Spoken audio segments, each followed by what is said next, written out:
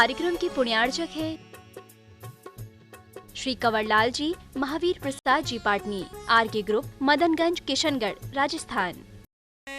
जय जय बोलिए गुणायतन प्रणेता, संघ का समाधान प्रवर्तक, भावना योग प्रवर्तक, प्रखर वक्ता, परम पूज्य 108 मुनिवर श्री प्रमाण सागर जी मुनिराज की जय जय जय। बोलिए परम पूज्य 108 मुनिवर श्री अरह सागर जी मुनिराज की जय जय जय। प्रिय बंधुओं, जिनवाणी चैनल एवं प्रमाणिक ऐप के माध्यम से प्रसारित होने वाले आज के प्रातःकालीन मंगलमय कार्यक्रम से जुड़े देश एवं विदेश के सभी श्रद्धालुओं को जय जिनेन्द्र, मंगलमय सुप्रभातम। मैं आपको लिए चलूं जाप्यानुष्ठान की ओर। इसके पूर्व हम लोग सभी मिलकर सामूहिक रूप से पूज्य गुरुदेव के चरण कमलों में त्रिबार नमोस्तु निवेदित करते हुए उनके मंगलमय आशीर्वाद से अपने को अभिषिक्त कर कृतार्थ करेंगे। तो चलिए हाथ जोड़िए, मस्तक झुकाइए और बोलिए मेरे साथ, नमोस्तु गुरुदेव, नमोस्तु गुरुदेव, नमोस्तु गुरुदेव। हे गुरुदेव, जाप्यानुष्ठान कराकर हम सबों को कृतार्थ करें। नमोस्तु गुरुदेव। ओम सम्यक दर्शनाय नमः। ओम सम्यक दर्शनाय नमः। ओम सम्यक ज्ञानाय नमः। ओम सम्यक ज्ञानाय नमः। ओम सम्यक चारित्राय नमः। ओम सम्यक चारित्राय नमः। ओम ह्रीं जगत शांतिकराय श्री शांतिनाथाय नमः। सर्वोपद्रव शांतिं कुरु कुरु स्वाहा। ओम ह्रीं जगत शांतिकराय श्री शांतिनाथाय नमः। सर्वोपद्रव शांतिं कुरु कुरु स्वाहा। ओम ह्रीं जगत शांतिकराय श्री शांतिनाथाय नमः। सर्वोपद्रव शांतिं कुरु कुरु स्वाहा। ओम ह्रीं जगत शांतिकराय श्री शांतिनाथाय नमः। सर्वोपद्रव शांतिं कुरु कुरु स्वाहा। ओम ह्रीं जगत शांतिकराय श्री शांतिनाथाय नमः। सर्वोपद्रव शांतिं कुरु कुरु स्वाहा। ओम ह्रीं जगत शांतिकराय श्री शांतिनाथाय नमः। सर्वोपद्रव शांतिं कुरु कुरु स्वाहा। ओम ह्रीं जगत शांतिकराय श्री शांतिनाथाय नमः। सर्वोपद्रव शांतिं कुरु कुरु स्वाहा। ओम ह्रीं जगत शांतिकराय श्री शांतिनाथाय नमः। सर्वोपद्रव शांतिं कुरु कुरु स्वाहा। ओम ह्रीं जगत शांतिकराय श्री शांतिनाथाय नमः। सर्वोपद्रव शांतिं कुरु कुरु स्वाहा। ओम ह्रीं जगत शांतिकराय श्री शांतिनाथाय नमः। सर्वोपद्रव शांतिं कुरु कुरु स्वाहा। ओम ह्रीं जगत शांतिकराय श्री शांतिनाथाय नमः। सर्वोपद्रव शांतिं कुरु कुरु स्वाहा। ओम ह्रीं जगत शांतिकराय श्री शांतिनाथाय नमः। सर्वोपद्रव शांतिं कुरु कुरु स्वाहा। ओम ह्रीं जगत शांतिकराय श्री शांतिनाथाय नमः। सर्वोपद्रव शांतिं कुरु कुरु स्वाहा। ओम ह्रीं जगत शांतिकराय श्री शांतिनाथाय नमः। सर्वोपद्रव शांतिं कुरु कुरु स्वाहा। ओम ह्रीं जगत शांतिकराय श्री शांतिनाथाय नमः। सर्वोपद्रव शांतिं कुरु कुरु स्वाहा। ओम ह्रीं जगत शांतिकराय श्री शांतिनाथाय नमः। सर्वोपद्रव शांतिं कुरु कुरु स्वाहा। ओम ह्रीं जगत शांतिकराय श्री शांतिनाथाय नमः। सर्वोपद्रव शांतिं कुरु कुरु स्वाहा। ओम ह्रीं जगत शांतिकराय श्री शांतिनाथाय नमः।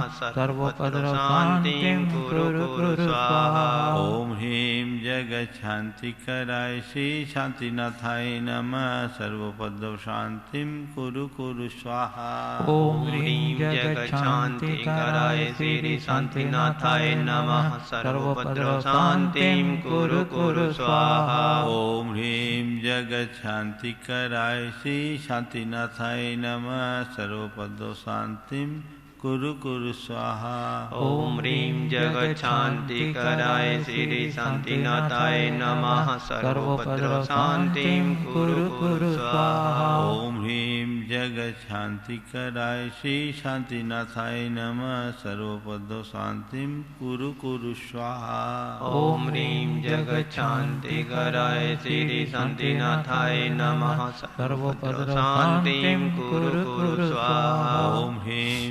जगच्छान्तिकराय श्री शान्तिनाथाय नमः सर्वोपद्रव शान्तिं कुरु कुरु स्वाहा ओम ह्रीं जगच्छान्तिकराय श्री शान्तिनाथाय नमः सर्वोपद्रव शान्तिं कुरु कुरु स्वाहा ओम ह्रीं जगच्छान्तिकराय श्री शान्तिनाथाय नमः सर्वोपद्रव शान्तिं कुरु कुरु स्वाहा ओम ह्रीं जगच्छान्तिकराय श्री शान्तिनाथाय नमः सर्वोपद्रव शान्तिं कुरु कुरु स्वाहा ओम ह्रीं जगच्छान्तिकराय श्री शान्तिनाथाय नमः सर्वोपद्रव शान्तिं कुरु कुरु स्वाहा ओम ह्रीं जगच्छान्तिकराय श्री शान्तिनाथाय नमः सर्वोपद्रव शान्तिं कुरु कुरु स्वाहा ओम ह्रीं जगच्छान्तिकराय श्री शान्तिनाथाय नमः सर्वोपद्रव शान्तिं कुरु कुरु स्वाहा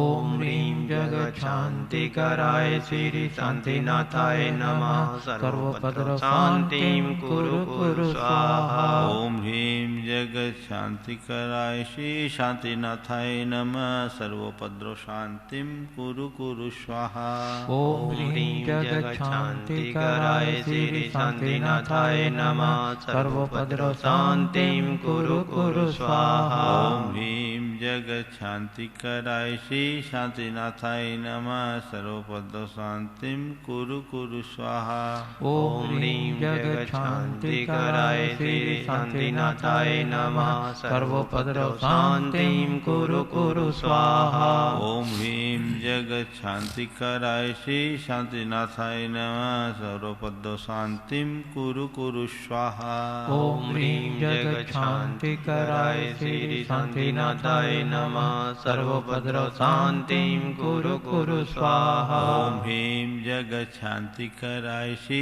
शान्तिनाथाय नमः सर्वोपद्रव शान्तिं कुरु कुरु स्वाहा ओम ह्रीं जगच्छान्तिकराय श्री शान्तिनाथाय नमः सर्वोपद्रव शान्तिं कुरु कुरु स्वाहा ओम ह्रीं जगच्छान्तिकराय श्री शान्तिनाथाय नमः सर्वोपद्रव शान्तिं कुरु कुरु स्वाहा ओम ह्रीं जगच्छान्तिकराय श्री शान्तिनाथाय नमः सर्वोपद्रव शान्तिं कुरु कुरु स्वाहा ओम ह्रीं जगच्छान्तिकराय श्री शान्तिनाथाय नमः सर्वोपद्रव शान्तिं कुरु कुरु स्वाहा ओम ह्रीं जगच्छान्तिकराय श्री शान्तिनाथाय नमः सर्वोपद्रव शान्तिं कुरु कुरु स्वाहा ओम ह्रीं जगच्छान्तिकराय श्री शान्तिनाथाय नमः सर्वोपद्रव शान्तिं कुरु कुरु स्वाहा ओम ह्रीं जगच्छान्तिकराय श्री शान्तिनाथाय नमः सर्वोपद्रव शान्तिं कुरु कुरु स्वाहा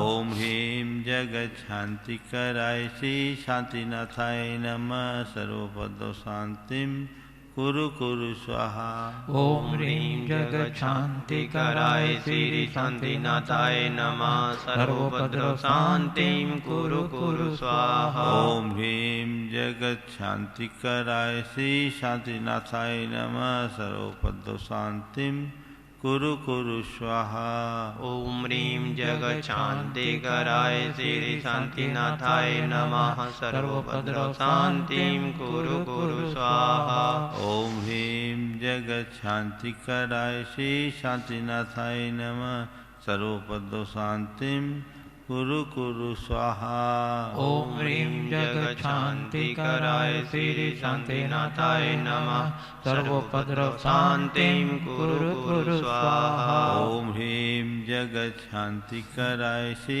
शान्तिनाथाय नमः सर्वपदशान्तिं कुरु कुरु स्वाहा। ओम ह्रीं जगच्छान्तिकराय श्री शान्तिनाथाय नमः। सर्वोपद्रवशान्तिं कुरु कुरु स्वाहा। ओम ह्रीं जगच्छान्तिकराय श्री शान्तिनाथाय नमः। सर्वपदशान्तिं कुरु कुरु स्वाहा। ओम ह्रीं जगच्छान्तिकराय श्री शान्तिनाथाय नमः। सर्वोपद्रवशान्तिं कुरु कुरु स्वाहा।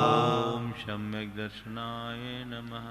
ओम सम्यक् दर्शनाय नमः। ओम सम्यक् ज्ञानाय नमः। ओम सम्यक् ज्ञानाय नमः। ओम सम्यक् चारित्राय नमः। ओम सम्यक् चारित्राय नमः। देवलो श्री शांतिनाथ भगवान की जय। परम पूज्य आचार्य गुरुवर श्री विद्यासागर जी महाराज की जय। बोलिए परम पूज्य 108 मुनिवर श्री प्रमाण सागर जी महाराज की जय। बोलिए परम पूज्य 108 मुनिवर श्री अरह सागर जी महाराज की। बंधु, अत्यंत प्रसन्नता है कि आज हमारे बीच ढिंडोरी से श्री डॉक्टर सुनील जैन सब परिवार पधारे हैं। मैं उनका कटनी समाज की ओर से अभिनंदन करते हुए निवेदन करता हूं कि वे गुरु चरणों में अपना नमन अर्पित करते हुए आशीर्वाद ग्रहण करें। श्री डॉक्टर सुनील जैन ढिंडोरी। और बंधुओं, परम सौभाग्य हम लोगों का कि वर्तमान कोरोना की विषम विभीषिका के मध्य आगामी अष्टानिका पर्व के पावन प्रसंग पर दिनांक 22 नवंबर से 30 नवंबर तक संस्कृत का मूल श्री चक्र विधान अष्टमंडल युक्त यहाँ कटनी में संपन्न होने जा रहा है पूर्व गुरुद्वय के मंगल सानिध्य में। इस पूरे कार्यक्रम का प्रसारण जिनवाणी चैनल के माध्यम से होगा। प्रवचन का प्रसारण आप तक प्रामाणिक ऐप के माध्यम से पहुँचेगा। आप तक पुस्तक की PDF फाइल एवं अन्य सामग्रियाँ भेजी जाए, इसके लिए आपसे निवेदन है कि आप यहाँ से संपर्क करके अपनी जानकारी दें ताकि आप तक हम सभी सामग्रियाँ भेज सकें। और पुस्तक की यदि मूल प्रति आपको चाहिए तो आप निरंतर फाउंडेशन के श्री विकास गोथा से संपर्क करके अपनी आवश्यकता के रूप प्रतियाँ मंगा सकते हैं। प्रतियाँ नवीन संस्करण प्रकाशित हो चुका है और कई जगह वितरित भी हो चुका है। यहाँ भी कटनी में भी यहाँ उपलब्ध है, आप यहाँ से भी प्राप्त कर सकते हैं। उनके से संपर्क करने के लिए मैं आपको नंबर दे रहा हूँ 9425005624 9425005624। दूसरा नंबर है 75875222089 75875222089। आप घर बैठे अपने जिनालियों में भी स्क्रीन लगा करके इस चक्र महामंडल ध्यान का लाभ ले सकते हैं। आप अधिक से अधिक लोगों को प्रेरित कीजिए, स्वयं भी जुड़िए। चलिए इसके साथ मैं आपको लिए चलूँ गुरुदेव के मंगलमय देशना की ओर। इसके पूर्व हम लोग सभी मिलकर गुरुदेव के चरण कमलों में त्रिवार नमोस्तु निवेदित करते हुए उनके मंगलमय आशीर्वाद से अपने को धन्य करेंगे। तो हाथ जोड़िए, मस्तक झुकाइए और बोलिए मेरे साथ नमोस्तु गुरुदेव, नमोस्तु गुरुदेव, नमोस्तु गुरुदेव। हे गुरुदेव, हमारी चेतना को परिष्कृत करने वाले अपने मंगलमय देशना से हम लोग को संबोधित के साथ करें। नमोस्तु गुरुदेव, नमोस्तु गुरुदेव। सभी लोग अपने दोनों हाथ जोड़ लें और मेरे साथ महामंत्र के स्मरण के लिए अपना मानस तैयार करें।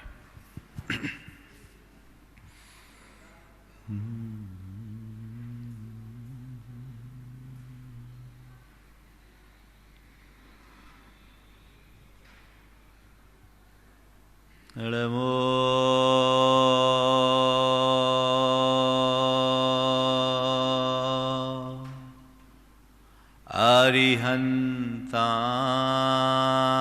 अरिहन्ताणं नमो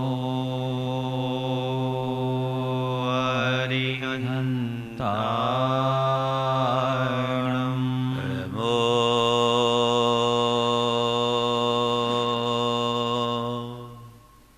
सिद्धा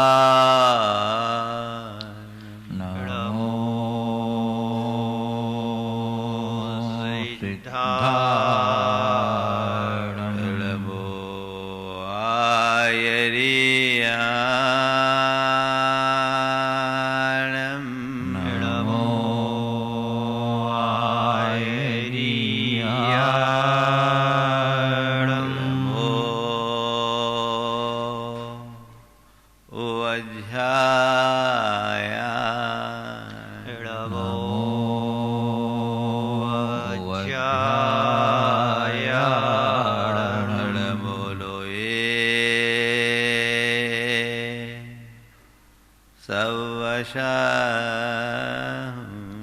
नमो लोहे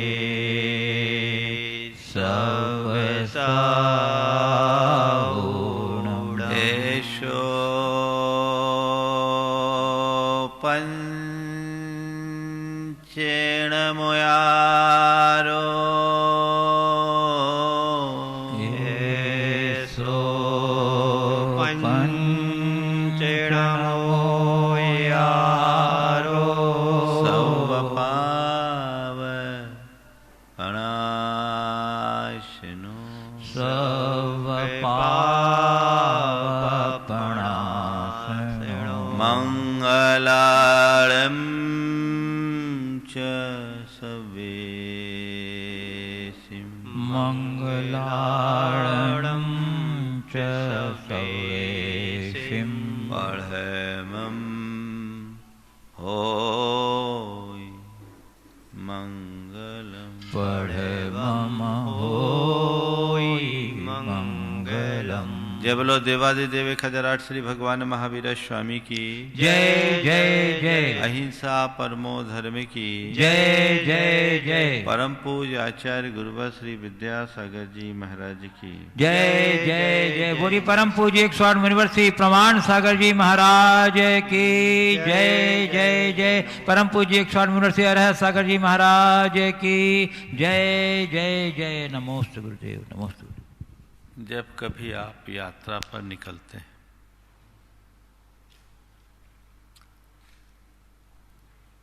रास्ते में कई बार आपको ऐसे दुर्गम मार्ग से गुजरना पड़ता है जो बड़ा भयानक और खतरनाक होता है।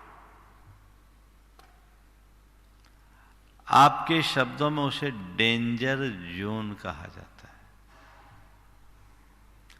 और जब कभी भी डेंजर जोन में आपकी गाड़ी जाती है तो आप क्या करते हैं? पहले से अतिरिक्त सावधानी बरतना शुरू कर देते हैं। सीधी सपाट सड़क पर जिस तरह से आप अपनी गाड़ी दौड़ाते हो, दुर्गम घाटियों के भयावह रास्ते में वैसा नहीं होता। वहां क्या करते हैं? संभल संभल कर चलते हैं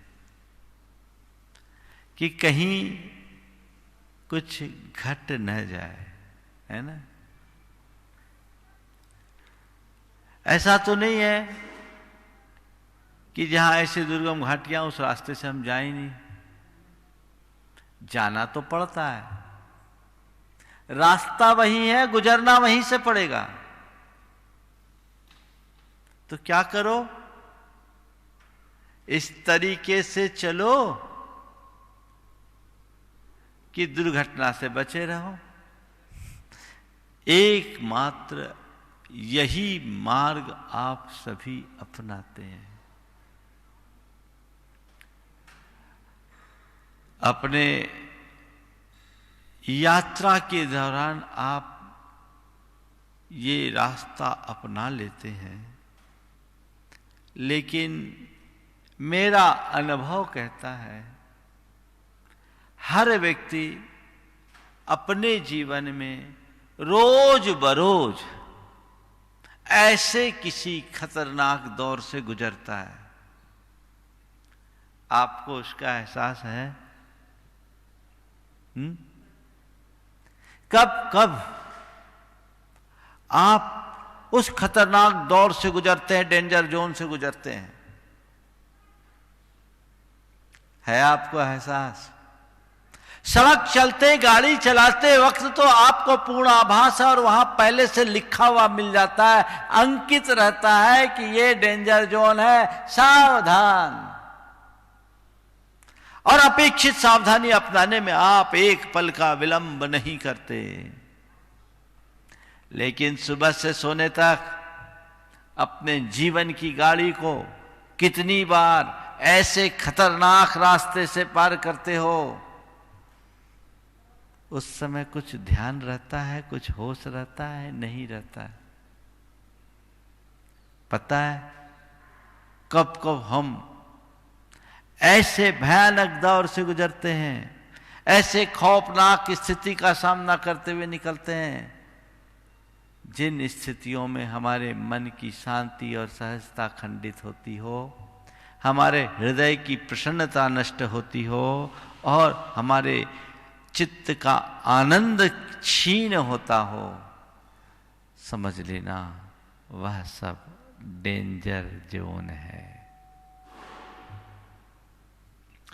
वहां ऐसे जोन से गुजरते समय हमें सावधानी रखने की जरूरत है, जिससे हमारे मन की शांति खंडित हो, चित्त की सहजता नष्ट हो, प्रसन्नता क्षीण हो। वो क्या है? आज 4 कारणों की चर्चा आप सबसे कर रहा हूं। आवेश, अहंकार, आसक्ति और आग्रह, ये 4 ऐसी स्थितियां हैं जो हमारे जीवन को छिन्न भिन्न कर देती है, जिनकी वजह से हमारी मन की शांति खंडित हो जाती है। सबसे पहली बात है आवेश। आवेश यानी गुस्सा। थोड़ा विचार करो, जब तुम गुस्से में होते हो तो तुम्हारी गाड़ी सहज सपाट चलती है या डगमगाती है? महाराज डगमगाती नहीं, पलट ही जाती है ना? सब उल्टा पुल्टा हो जाता है। बाद में सोचते अरे ये क्या हो गया, काश उस समय हमने ऐसा नहीं कहा होता तो ऐसा नहीं होता, ऐसा नहीं किया होता तो ऐसा नहीं होता, हमने गलत बोल दिया, गलत निर्णय ले लिया, गलत प्रतिक्रिया कर दी, खामोखा अपने परिणाम खराब हुए, बड़ा नुकसान हो गया। ये कब बोलते हैं? बाद में। तो बात तो सीधी है, जब गाड़ी दुर्घटनाग्रस्त होगी तो वो तो क्षतिग्रस्त होनी है, गाड़ी भी क्षतिग्रस्त होगी और सवारी भी क्षतिग्रस्त होंगे। तो दुर्घटनाग्रस्त गाड़ी न हो पहली बार, और गाड़ी कदाचित उस दुर्घटना का शिकार हो भी जाए तो सवार का कुछ ना बिगड़े, ये दूसरी बात। और तीसरी बात, गाड़ी को कम से कम क्षति हो, और चौथी बात, क्षति हो भी तो उसका पहले से इतना बीमा हो कि उसकी पूर्ति हो जाए, है ना? यदि ये चारों स्थितियां बनी रहती है तो आप कहते चलो बाल बाल बच गए, दुर्घटना घटी लेकिन उतना नुकसान नहीं हुआ, चलो अब ठीक है, हमारी गाड़ी का तो पहले से बीमा है, सब कुछ वापस मिल जाएगा, है ना?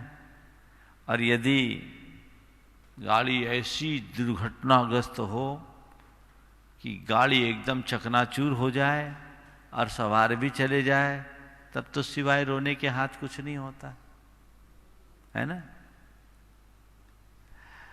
तो हमें यहां ध्यान रखना है। सबसे पहली बात आज आपसे आवेश की करता हूं। सोचो, आपको कभी गुस्सा आता है कि नहीं आता? शायद ही इस धरती पर कोई ऐसा व्यक्ति होगा जो ये कहे कि मुझे कभी गुस्सा नहीं आता, अथवा किसी के गुस्से का शिकार नहीं बना। गुस्सा तो आता है। अब गुस्सा आए पर गुस्से का दुष्परिणाम ना हो, ये तो हम ध्यान रखें। गुस्सा आया और उसी समय आपने अपने आप को संभाल लिया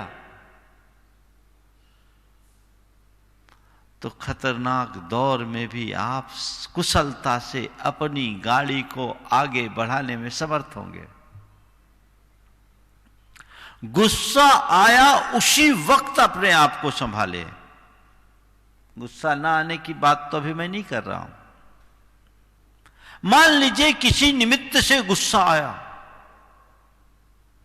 और आपके मन में विचार आ जाए कि भैया गुस्सा तो जीवन को गर्त में ले जाता है, यहां मुझे अपनी गाड़ी को संभालनी है, अगर गाड़ी नहीं संभालूंगा तो मेरी गाड़ी खाई में गिरेगी या पलट जाएगी। और ऐसा हुआ तो सब कुछ तहस नहस हो जाएगा। यदि इतना सा विवेक आपके मन में आ जाए तो चाहे कैसा भी निमित्त हो, आपका गुस्सा पल में ठंडा हो जाएगा।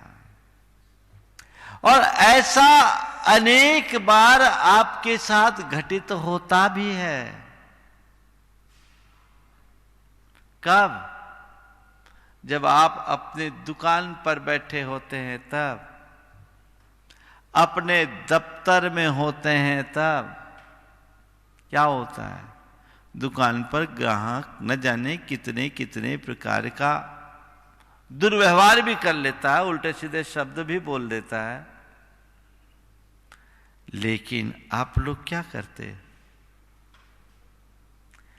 बड़ा संयत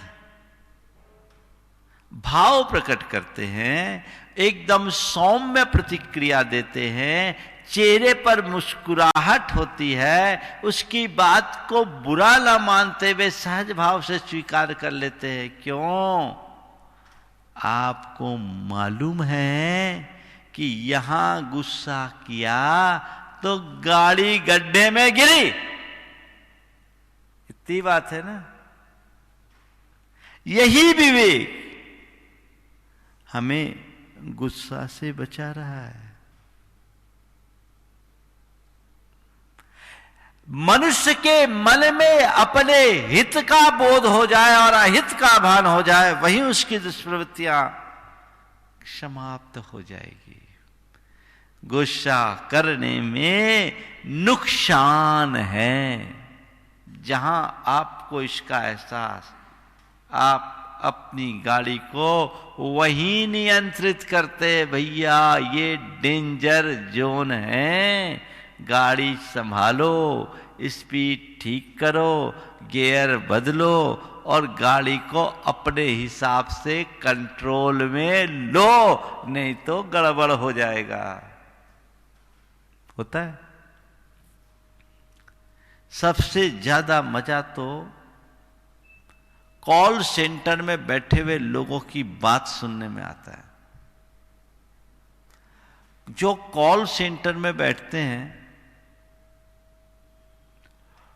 या कस्टमर केयर से जुड़े लोग होते हैं, उनको लोग कितने प्रकार की गालियां देते हैं।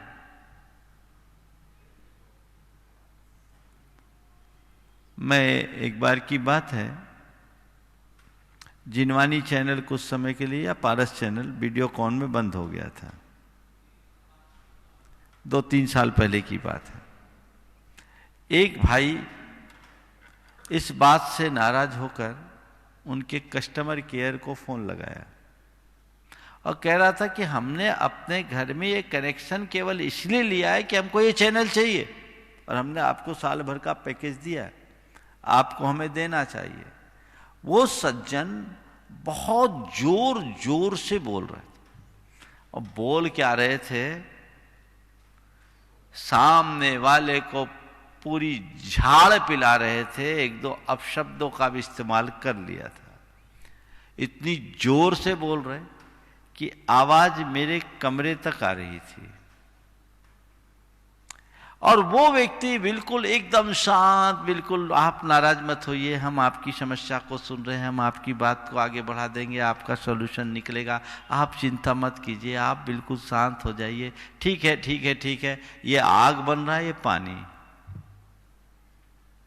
एक छोटा सा बच्चा था, उसने कहा महाराज जी इस व्यक्ति को इतनी बातें सुनने के बाद भी गुस्सा नहीं आ रहा है। नहीं आ रहा है, क्यों? क्योंकि उनको ऐसा प्रशिक्षण दिया गया है और उनकी सारी बातों को रिकॉर्ड की जा रही है, रिकॉर्डिंग चल रही है। उससे मालूम है यदि मैं अपने ग्राहक से अच्छा व्यवहार नहीं करूंगा तो मेरी नौकरी चली जाएगी। तो क्या कर रहे हैं भैया, संभल संभल करके बात करो। ये हित का विवेक गुस्सा आने पर अपने आप नियंत्रण की क्षमता विकसित कर देता है। हालांकि वो घर जाता होगा तो सारा गुस्सा अपनी घरवाली पर उतारता होगा, दूसरों की इतनी बातें झेल ले, लेकिन घरवाले की बात झेलने के लिए मन राजी नहीं। कैसी विचित्रता है। जो लोग ये बोलते हैं कि मेरा गुस्से पर नियंत्रण नहीं है, मुझे ये बात समझ में नहीं आती। हकीकत में वो गुस्से पर नियंत्रण करना चाहते नहीं। जिस दिन चाह लोगे गुस्सा आपो-आप नियंत्रित होगा। आप जहां चाहते हैं वहां आपके गुस्से पर नियंत्रण होता है, और जहां आप नहीं चाहेंगे गुस्सा आपको बहा ले जाएगा। तो पहली बात, अगर गुस्सा आए कंट्रोल करो। दूसरी बात, अगर आप कंट्रोल नहीं कर पाए तो यही सोचो दुर्घटना ना हो, और कदाचित दुर्घटना हो भी जाए तो हल्का फुल्का नुकसान हो, न गाड़ी को नुकसान हो न सवार को नुकसान हो। मतलब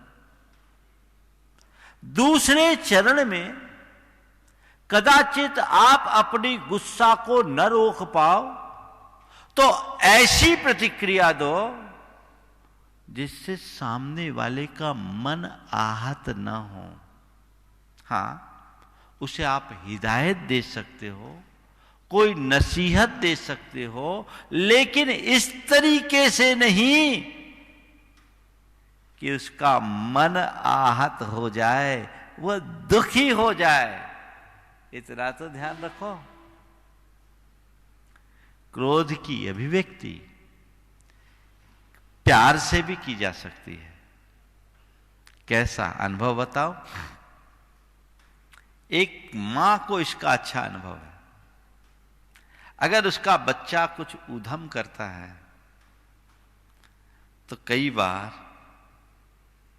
मां उसे क्रोधपूर्ण दृष्टि से देखती है, आंखों में क्रोध दिखता है, और उस समय उस क्रोध भरी दृष्टि में भी हृदय का प्यार प्रकट होता रहता है। होता है कि नहीं? क्या हुआ?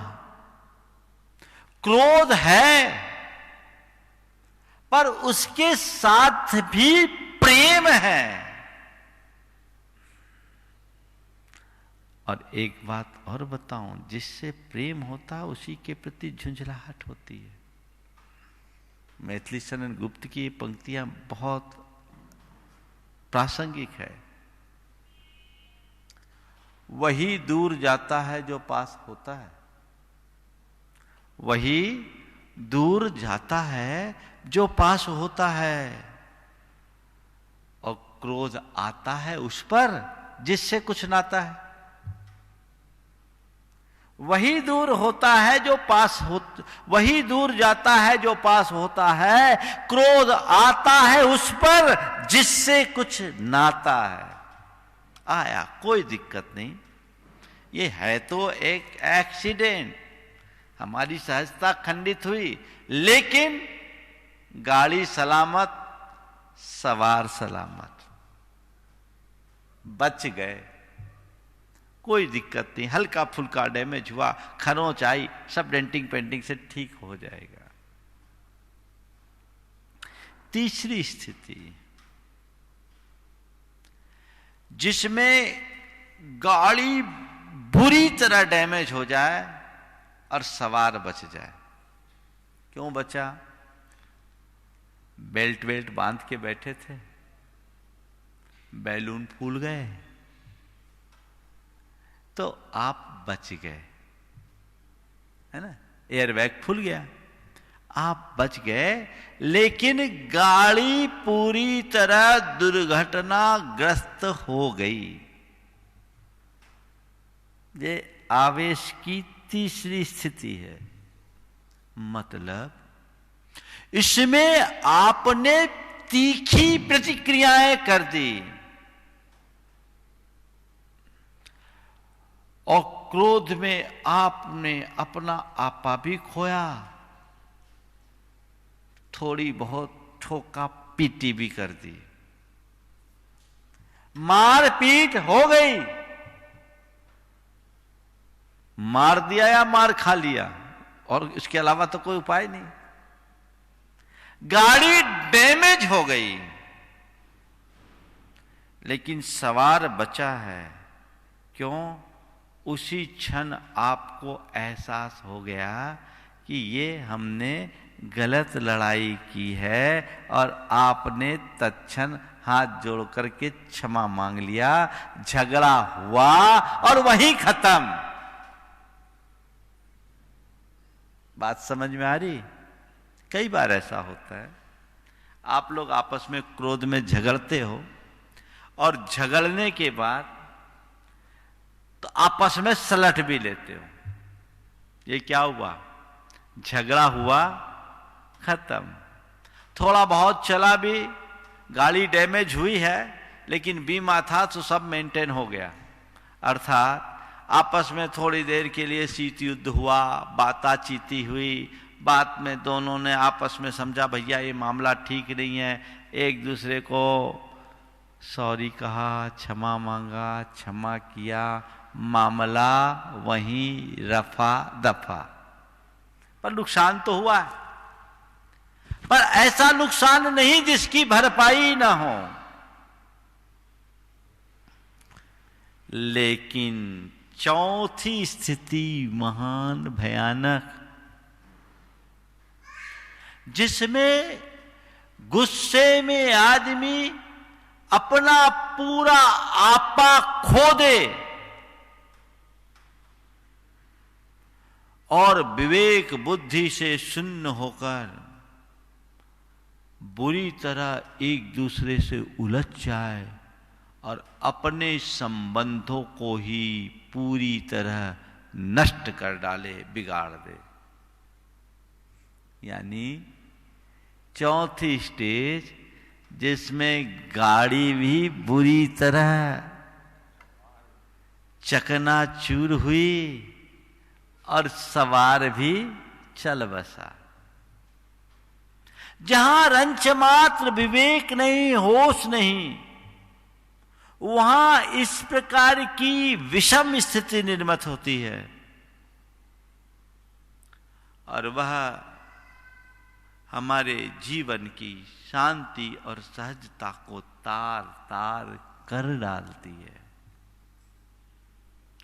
आज आप देखिए, पहले, दूसरे, तीसरे और चौथे, इनमें से किस किस दौर से गुजरने का मौका आपके पास आया? पहले और दूसरे में ज्यादा कोई चिंता की बात नहीं है, उतना तो चलेगा। तीसरा और चौथा दौर बहुत भयानक है, बहुत भयानक है। और इस तीसरे और चौथे दौर से अपने आप को बचाना चाहिए।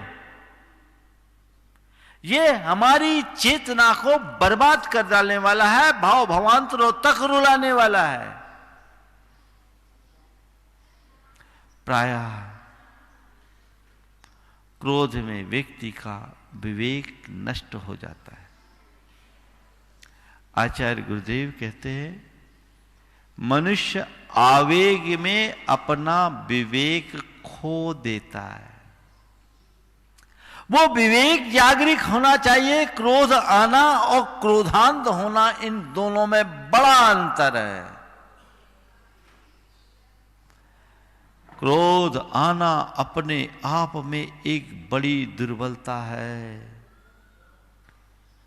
पर क्रोधांत हो जाना तो एक प्रकार का पागलपन है। आपने देखा होगा, ऐसे अनेक लोग आपके संपर्क में होंगे या ऐसी घटनाएं आपने अपनी आंखों से देखा होगा कि जब लोगों पर गुस्से का भूत सवार होता है तो कितनी निर्दयता और क्रूरता की सीमा को पार कर जाते हैं। होता है। ऐसे व्यक्ति अपने जीवन में कुछ नहीं कर पाएंगे। तो हमें नियंत्रण लेकर के चलना है और पहले लेवल से ही कंट्रोल करना है, क्योंकि चिंगारी ही आगे चलकर ज्वाला बनती है। मेरा गुस्सा ज्यादा नहीं है ऐसा मत सोचना। आज की चिंगारी कल ज्वाला बन सकती है।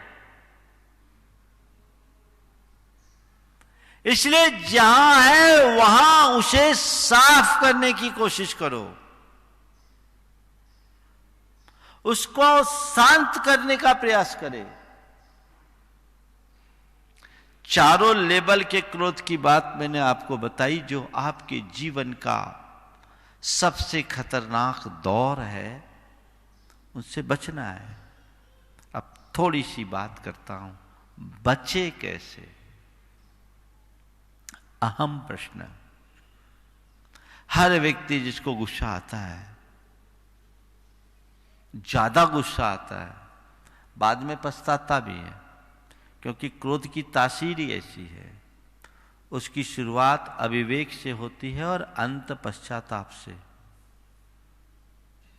क्रोध की शुरुआत अविवेक से होती है और अंत पश्चाताप से।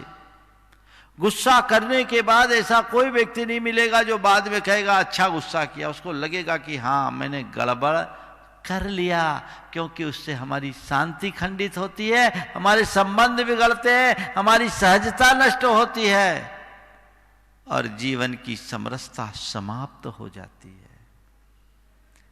अब कैसे नियंत्रण करें? 4 उपाय बताता हूं। यदि आप अपने मन में इन बातों को अंकित कर ले और थोड़े दिन का अभ्यास करें, तो आप इस बीमारी से निजात पाने में समर्थ हो सकेंगे, बड़े आसानी से नियंत्रित करेंगे। सबसे पहले अपने हित का ध्यान रखें। पहली बात, हित का ध्यान। मेरा हित किसमें है, मेरे लक्ष्य की पूर्ति किसमें, मुझे उसको देखना है। यदि मैं इसकी उपेक्षा करता हूं और क्रोध आ जाएगा, मेरा हित बाधित होगा।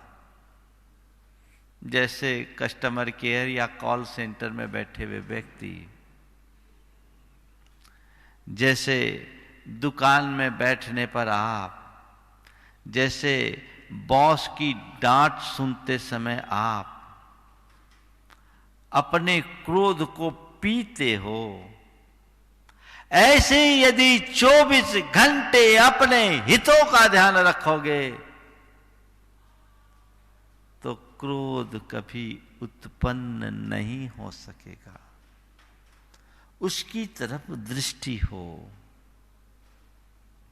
हर पल ध्यान रखे इसमें मेरा बिगाड़ नहीं होगा।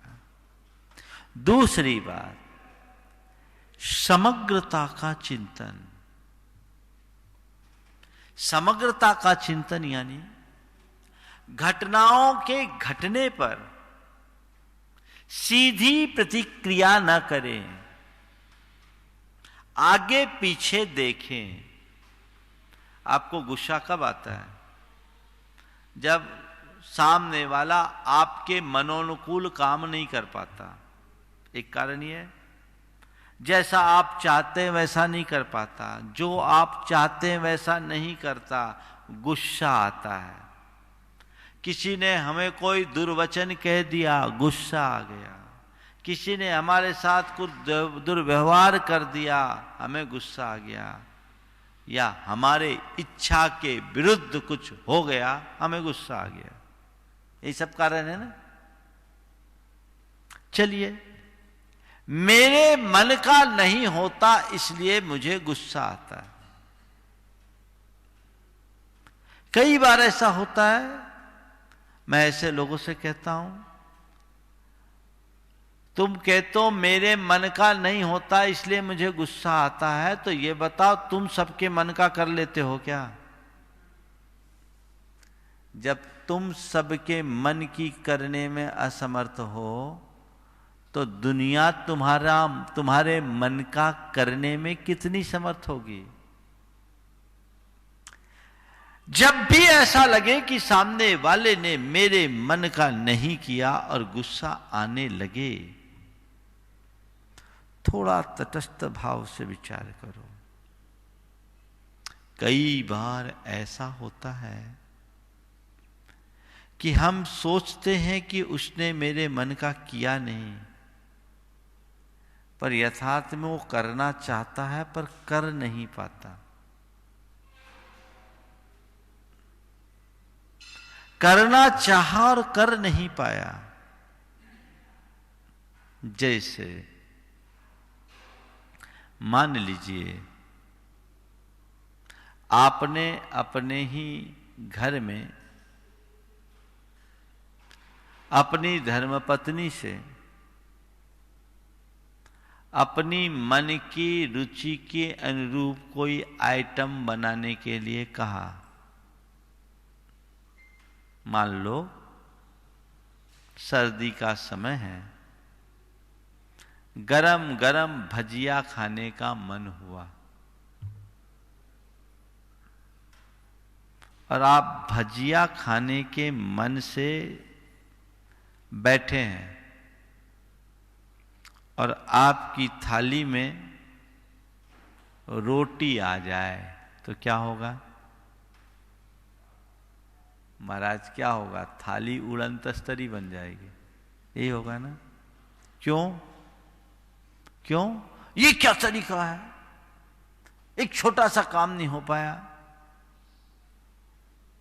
है ना? गुस्सा आएगा, स्वाभाविक है। और आप गुस्सा कर रहे हो, आपकी धर्मपत्नी की आंखों में आंसू है, हाथ जोड़िए। वो कह रही क्षमा करो, मुझे बहुत दुख है कि आज आपकी रुचि के अनुरूप, आपके मन के अनुरूप भजिया आपको नहीं खिला पाई, लेकिन क्या करूं, मैं मजबूर थी। मजबूर थी, मैंने सारी तैयारी कर ली। गैस ऑन किया, गैस ही खत्म, अब बनाऊं कैसे भजिया? अब भजिया कैसे बनाऊं? और तो पहले क्यों नहीं बताया? बताऊं क्या? ये तो गनीमत है कि रोटियां थी तो रखो। आपने पूछने का अवसर कहां दिया, बोलने का अवसर कहां दिया? आप तो सीधे सीधे फायर हो गए, तमक गए। अब आपको लगेगा ना, हाँ हाँ सही है, तुम करना तो चाहती थी पर कर नहीं सकी। और जैसे आपको ये समझ में आया कि सामने वाले ने कर नहीं सका, सामने वाला कर नहीं सका, कर नहीं पाया, गुस्सा ठंडा। नहीं किया क्रोध को जन्म देगा, नहीं कर सका आपको शांति देगा। ये क्या है? जब कभी भी तुम्हें तुम्हारे मन के विरुद्ध कुछ होता हुआ दिखे, एक ही बात सोचो, ये नहीं कर पाया होगा, जरूर उसकी कोई मजबूरी होगी। गुस्सा ठंडा हो जाएगा, ठंडा हो जाएगा, फिर कभी नहीं बढ़ेगा। तीसरी बात, आप ये प्रैक्टिकल कर सकते हो कि नहीं कर सकते? रोज की मर्रा के दिनों में ऐसा होता है, सीधे सीधे आगे पीछे की कोई सोचते नहीं और गुस्सा कर लेते हैं। देखो कैसा होता है। एक की धर्मपत्नी मायके गई और मायके से आना था, ट्रेन से आई, खबर किया, जहां रेलवे स्टेशन था उससे उनका घर 1 घंटे का रास्ता था। पति खुद गाड़ी ड्राइव करके गया। सुबह 5 बजे ट्रेन आई और 5 बजे ट्रेन आई, पति गाड़ी लेकर आया। पत्नी ने देखा गाड़ी छोटी थी, बड़ी गाड़ी नहीं थी। पत्नी तमतमा गई, आप ये छोटी गाड़ी लेकर के आए हो, पता हो मैं मायके से आई हूं, इतना सारा सामान लेकर आई, कैसे चलेगा? इतना सामान कैसे आएगा? वो रौब दिखा रही है, मायके से आई हूं, इतने सारे सामान लेकर आई। और एकदम पति पर एकदम भड़क पड़ी। पति बहुत समझदार था, उसने कुछ नहीं कहा, ठीक है काम करो, मुझसे गलती हो गई, मैं छोटी गाड़ी लाया हूं, मैं वापस जाता हूं, तुम टैक्सी करके आ जाना। मैं छोटी गाड़ी लाया हूं, तुम टैक्सी करके आ जाना। अब पति लौट आया, अब उसको टैक्सी करके आना पड़ा। बाद में उसने बोला, तुम्हें यह तो समझ में नहीं आया कि मैं खुद गाड़ी ड्राइव करके कैसे आया हूं? सीधे सीधे तुमने अपनी बात निकाल दी, बड़ी गाड़ी लेकर क्यों नहीं आई? कम से कम मुझसे पूछती तो।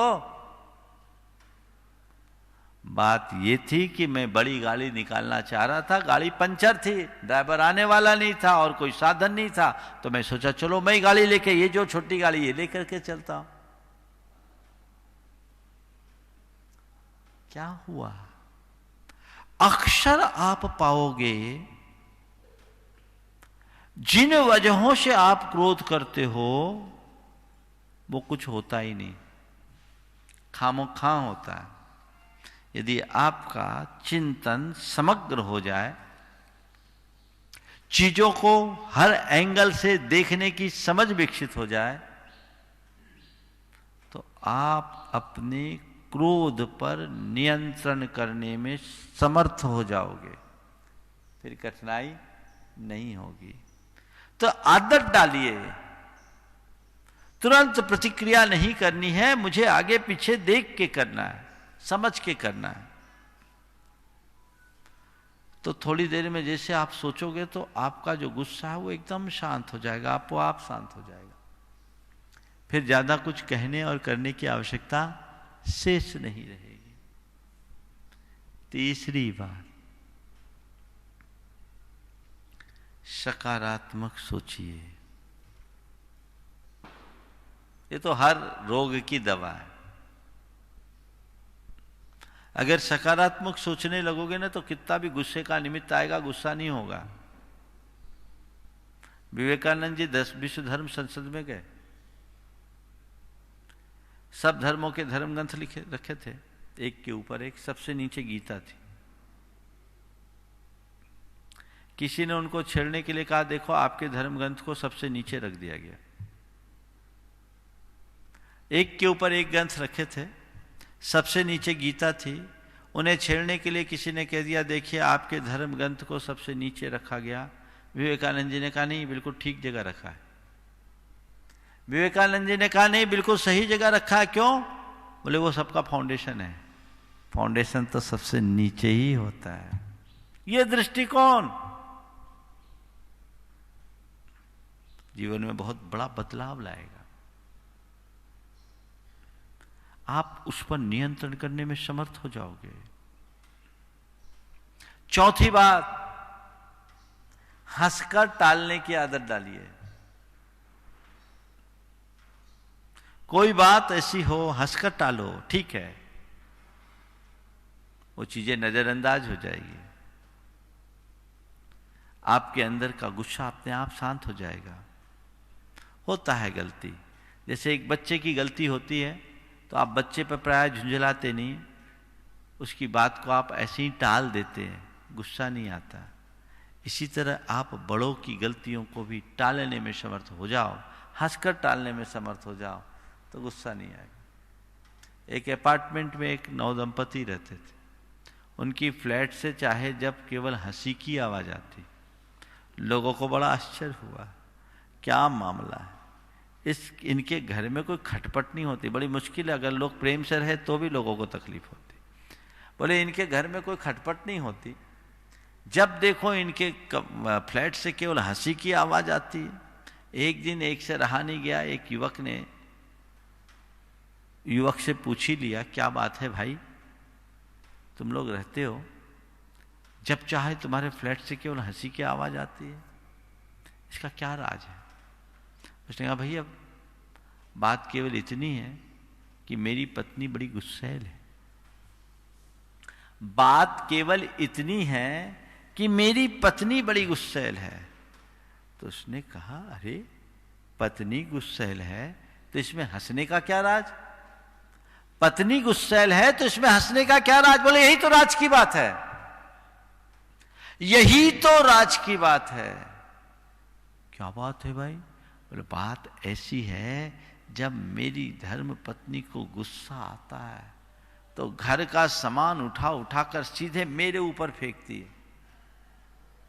मेरी धर्म पत्नी को जब कभी गुस्सा आता है, घर का सामान उठा उठा कर सीधे मेरे ऊपर फेंकती है, निशाना लग जाता है तो वो हंसती है, और निशाना चूक जाता है तो मैं हंसता हूं। उसे गुस्सा आता है, घर का सामान उठा उठा के मेरे ऊपर फेंकती है, निशाना लग जाता है तो वो हंसती है, और निशाना चूक जाता है तो मैं हंसता हूं। बस मैं आपसे केवल इतना ही कहना चाहूंगा, निशाना लगे तो और निशाना चूके तो बस हंसते रहिए, खिलखिलाते रहिए, जीवन को आनंद से सराबोर कीजिए।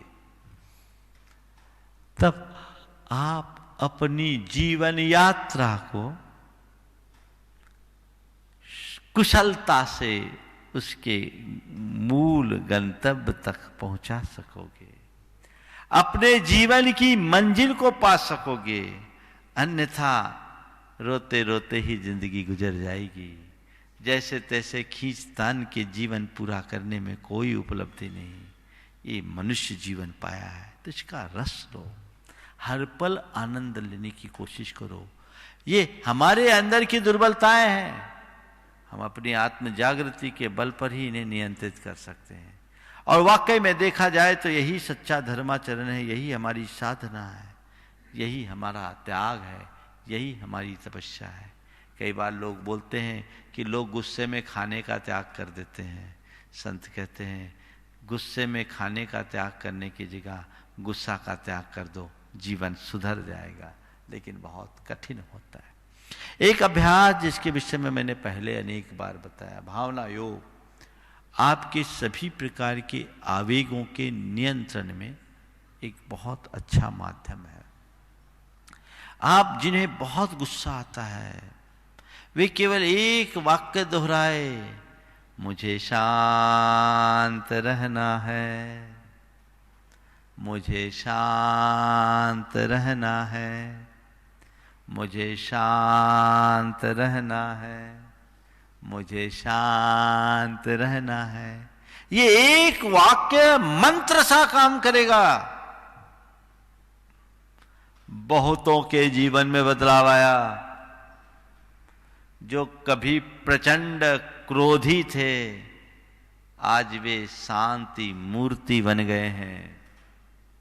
आप भी अपने भीतर ऐसा कुछ घटित कर सकते हैं, वो सत्प्रयास आप सबको करने की जरूरत है।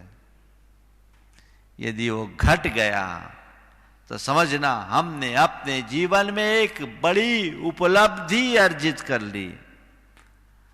उसके अभाव में सब कुछ व्यर्थ है, क्योंकि सबको पता है जब क्रोध आता है तब की दशा क्या होती है, और क्रोध निकल जाने के बाद की भी दशा क्या होती है। हमारा तन, हमारा मन और हमारी आत्मा तीनों विकृत हो जाते हैं। ये हमारे जीवन का सारा सामंजस्य बिगाड़ देते हैं। तो क्यों न हम उस पर नियंत्रण रखने का संकल्प मन में जगाएं, अभी से कटिबद्ध हो जाएं कि नहीं, अब इस दुर्बलता को अपने ऊपर हावी नहीं होने देना है। यदि हो भी जाए गाड़ी चलाने में कुछ गड़बड़, तो प्रथम और द्वितीय स्तर तक रखें, तीसरे चौथे लेवल पर तो आने ही नहीं देना है। जब ऐसा निमित्त आए अपने आप को बचा करके निकल जाओ, इसमें ही मेरी कुशलता है और यही मेरी उपलब्धि है। अन्यथा सिवाय अशांति के हमें कुछ भी नहीं मिलने वाला है। तो हम अपने जीवन को उसके परम लक्ष्य के ओर ले चले, जीवन के परम तत्व को प्राप्त करने का मनोभाव जागृत करें। इस भाव के साथ मंगल भावना पूर्वक मैं विराम लूंगा, आप सभी दोहराएंगे। मंगल मंगल होए जगत में सब मंगलमय हो। मंगल मंगल होए जगत में सब मंगलमय हो। इस धरती के हर प्राणी का मन मंगलमय हो। इस धरती के हर प्राणी का मन मंगलमय हो। कहीं क्लेश का लेश रहे ना, दुख कहीं भी हो। कहीं क्लेश का लेश रहे ना, दुख कहीं भी हो। मन में चिंता भय न सतावे, रोग शोक नहीं हो। मन में चिंता भय न सतावे, रोग शोक नहीं हो। नहीं बैर अभिमान हो मन में, क्षोभ कभी नहीं हो। नहीं बैर अभिमान हो मन में, क्षोभ कभी नहीं हो। मैत्री प्रेम का भाव रहे नित, मन मंगलमय हो। मैत्री प्रेम का भाव रहे नित, मन मंगलमय हो। मंगल मंगल होए जगत में सब मंगलमय हो। मंगल मंगल होए जगत में सब मंगलमय हो।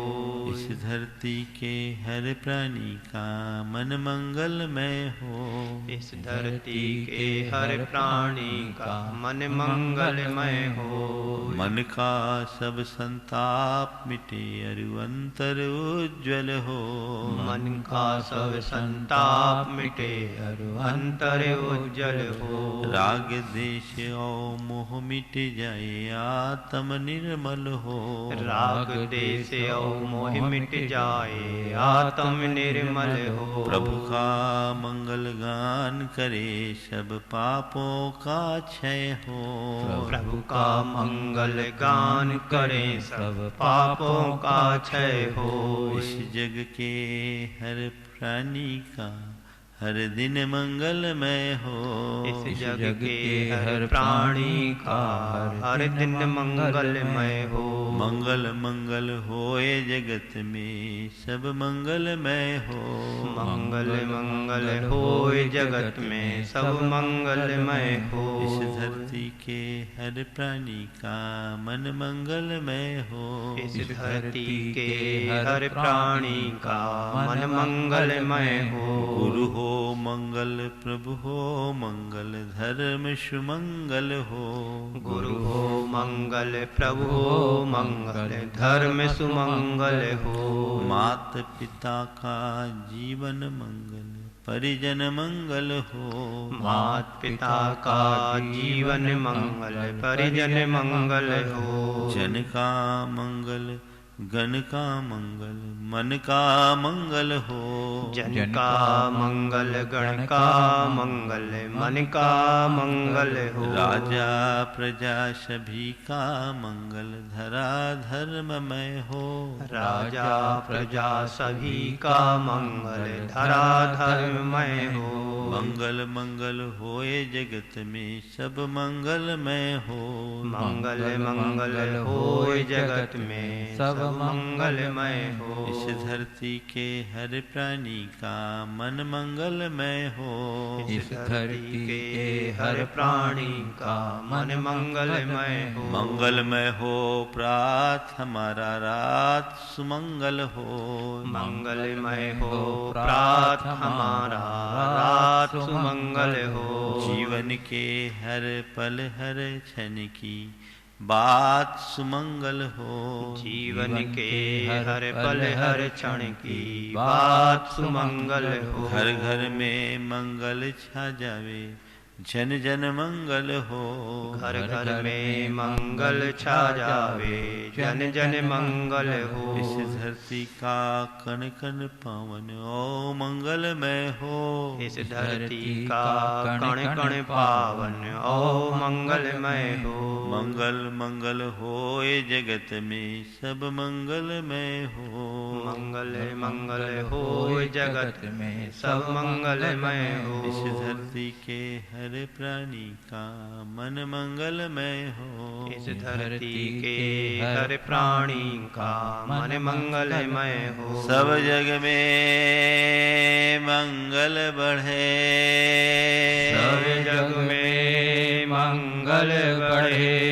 टले अमंगल भाव। टले अमंगल भाव। है प्रमाण की भावना। है प्रमाण की भावना। सब में हो सद्भाव। सब में हो सद्भाव। जय बोलो परम पूज्य आचार्य गुरुवर श्री विद्यासागर जी महाराज की जय। जय बोलिए परम पूज्य 108 मुनिवर श्री प्रमाण सागर जी महाराज की। परम पूज्य 108 मुनिवर श्री अरह सागर जी महाराज की। बंधुओं, हम लोग का परम सौभाग्य है कि पूज्य गुरुदेव की परम अनुकंपा से इस कोरोना की विषम विभीषिका के मध्य मंगलदायी शीत चक्र महामंडल विधान गुरुदेव के मंगल सानिध्य में करने का सुअवसर प्राप्त है। मैं चाहता हूं कि इसका हम सभी पूरा लाभ उठाएं। आगामी 22 नवंबर से 30 नवंबर तक यह संस्कृत का मूल अनुष्ठान यहाँ कटनी के गौशाला दोदय गौशाला स्थित विशाल परिसर में संपन्न होगा, जिसके सभी कार्यक्रमों का सीधा प्रसारण जिनवाणी चैनल के माध्यम से होगा, प्रवचन प्रमाणिक ऐप के माध्यम से होगा। हाँ, सीधा प्रसारण प्रमाणिक ऐप और जिनवाणी चैनल दोनों से प्रसारित होगा और यूट्यूब से भी आप इसका फ़ायदा ले सकते हैं। और प्रवचन का तो लाभ आपको सीधा प्रमाणिक ऐप से ही मिलेगा। तो आप इन सभी कार्यक्रमों में सब परिवार भाग लें और आनंद लें और अपने स्थानीय मंदिर जी में भी आप चाहें तो पूरे समाज के साथ इस स्क्रीन लगा करके इस पूरे अनुष्ठान का आप फायदा ले सकते हैं। ये बहुत ही दुर्लभ अवसर है। और बंधुओं, किताबों की मूल प्रति आपको चाहिए तो आप निरंतर फाउंडेशन के श्री विकास गोधा जी से व्हाट्सएप के माध्यम से संपर्क करके अपनी प्रतियां अभी से मंगा लें, क्योंकि समय है आप तक पहुंच सकता है। आप इसके लिए नंबर आपको दी जा चुकी है। अब हम लोग जिनवाणी चैनल के जिनवाणी स्तुति के माध्यम से आज के इस प्रवचन सभा को यहीं विराम करेंगे। इस कार्यक्रम के पुण्यार्चक थे श्री कंवरलाल जी, महावीर प्रसाद जी पाटनी, आर के ग्रुप, मदनगंज, किशनगढ़, राजस्थान।